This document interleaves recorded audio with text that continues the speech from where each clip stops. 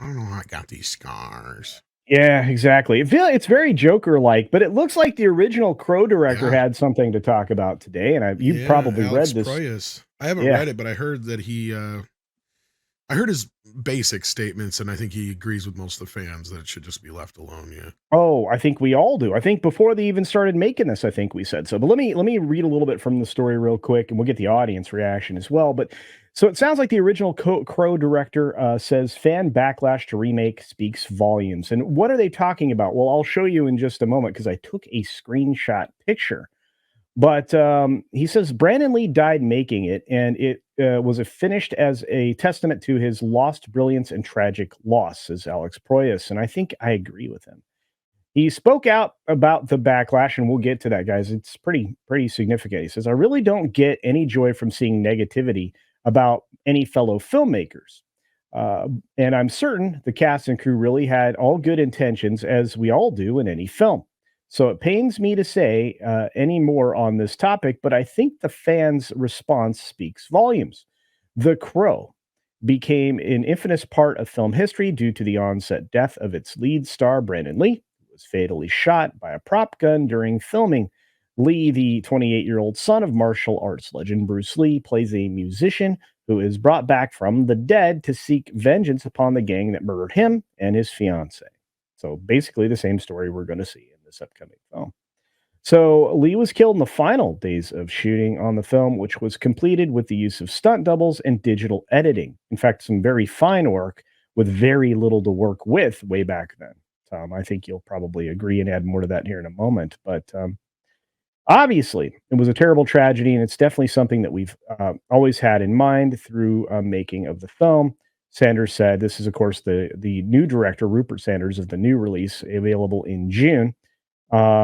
Said Brandon was an original voice, and I think he will be always be synonymous with the Crow, and I hope he's proud of what we've done and how we've brought the story back again. I'm not super thrilled about this, Tom. I've got to ask you because this is important. What do you think of this? Oh, actually, before you respond, I want to show you just how negative the views are on this. I took this image just a little while ago. It's got Ooh. 97,000 downvotes. This is one of them is Yeah. mine. So it is one third more downvotes than upvotes at this point. So what do you think?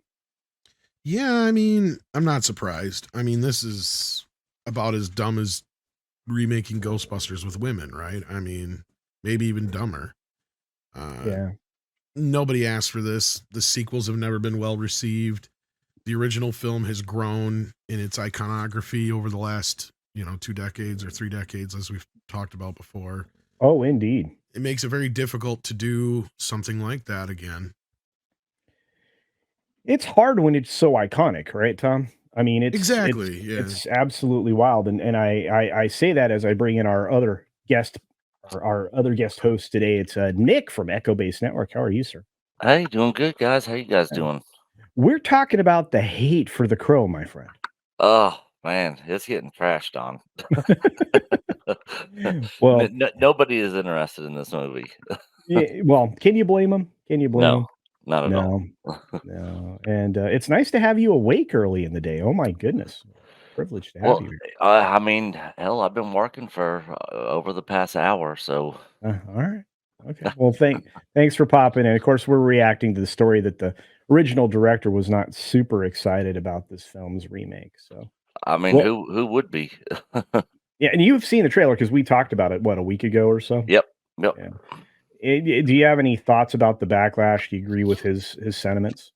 I mean, I am in complete agreement with the backlash. I mean, I don't know anybody, not a single person that saw this and was like, "Oh my gosh, this looks awesome! Cannot wait to see this movie. What a great adaptation, from the original going to this one. Like, this is going to be awesome. It's going to be a hit. Like nothing. Like, I mean, it's the complete opposite of all that. So, it's probably gonna bomb and fail, and this movie really didn't need to be made. Well, I think one of the greatest changes here, as Tom has mentioned, and Tom, if you want to reiterate it, was because they made them out to be junkies in this film. Yeah, Yes. there's that aspect. There's a couple other things. Yeah, I'm not too keen on any of this shit. Uh, Oh, fair Not to enough. put it too lightly. Uh, it's just it's not. I mean, you could have probably done something that was a bit more accurate to the book, or you could have just done something that was kind of in the same vein of and got away with it. But in this case, at this point, it's just yeah, Lionsgate must have wanted to retain the rights or whatever, or they picked up the rights somewhere along the line. They had to make some money off it. Right, but do you think, and this is a question for both of you, and maybe even the audience as well, do you think that maybe had they gone a different direction, had they basically just said, like, done like a Battlestar Galactica thing on their reboot and just say time repeats itself or something like that, where it would have been not the Crow, but Crow-like? You think that that could have worked? Yeah, kind of like the whole what was the other one we were just talking about recently? The